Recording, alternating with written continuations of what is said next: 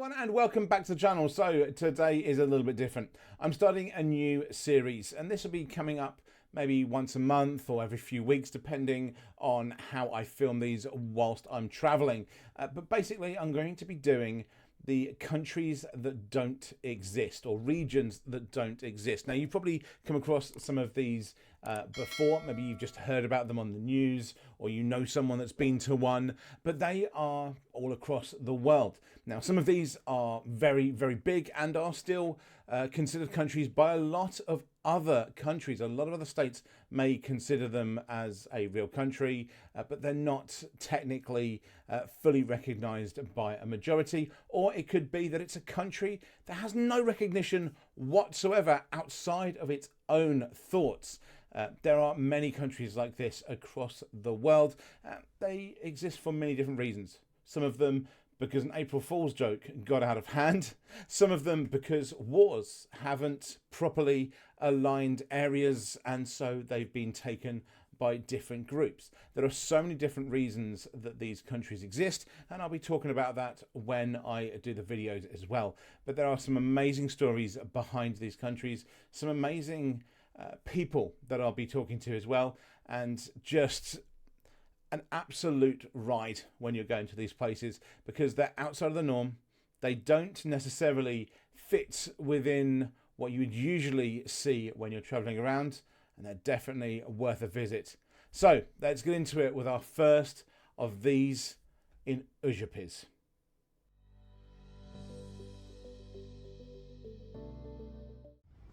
So I am just here in the Republic of Užupis. This may be somewhere that many of you have never heard of, and that is because this is a nation that doesn't technically exist. It declared its independence on April Fool's Day 1997 and declared independence from Lithuania. You'll find Užupis within one of the districts of Vilnius, the capital city of the country. It did this as almost an April Fool's joke to show their creativity, their art and their humour could be something for peace. I'm just here by the Užupis Constitution. You can see in many different languages in the background, which gives you such gems as a dog has the right to be a dog and everyone has the right to be loved. This is a magnificent, independent, tiny microstate that doesn't technically exist and yet still has a currency, a president, a cabinet, even an 11-man army, and is well worth a visit to this magnificent little country that you've never heard of.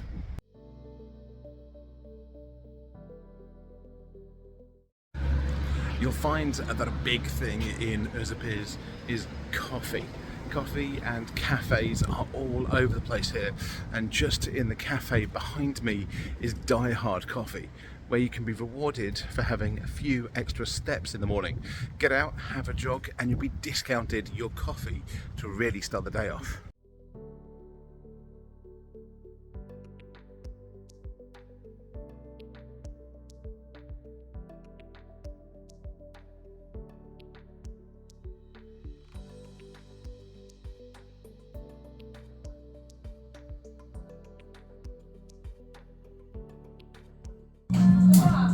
I have a protector.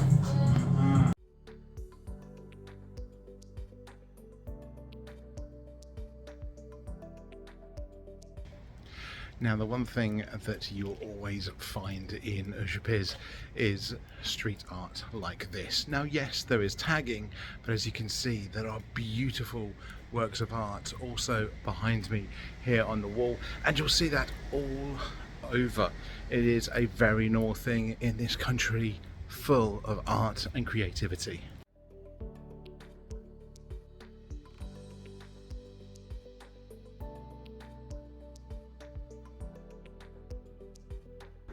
Now, one of the unique features about Užupis is that when it comes to Parliament and its governance, although there is a specific cabinet of 5 people, every person in Užupis is a member of Parliament.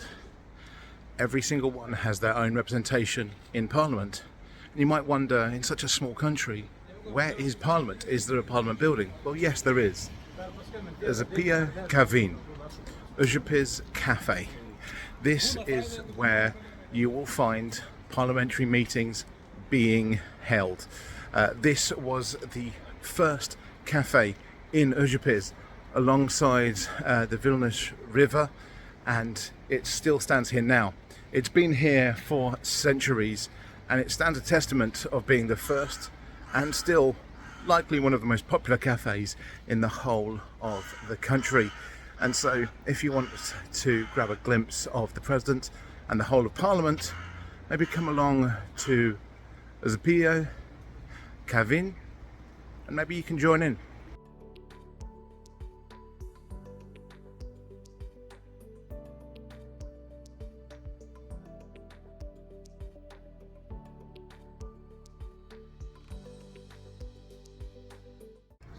So I'm just here at the base of one of the most famous parts of Užupis, that of the Užupis Angel. The Užupis Angel is the patron of the country and blows a horn declaring to the world that Užupis is a place of creativity and of artistry for all to hear. Now, the statue itself actually has a bit of an interesting story, somewhat comically like the country itself when it started. Well, with the Užupis Angel, the sculptor didn't actually finish the statue in time, and so instead, they had something for the unveiling. An egg was put aloft the plinth, and so when it was unveiled, there was an egg with a message to the crowd that the Užupis Angel would soon hatch. So it seems that no matter what Užupis does, it does it with a little bit of humour, a little bit of creativity, and make sure that the world knows it is here to give peace to all.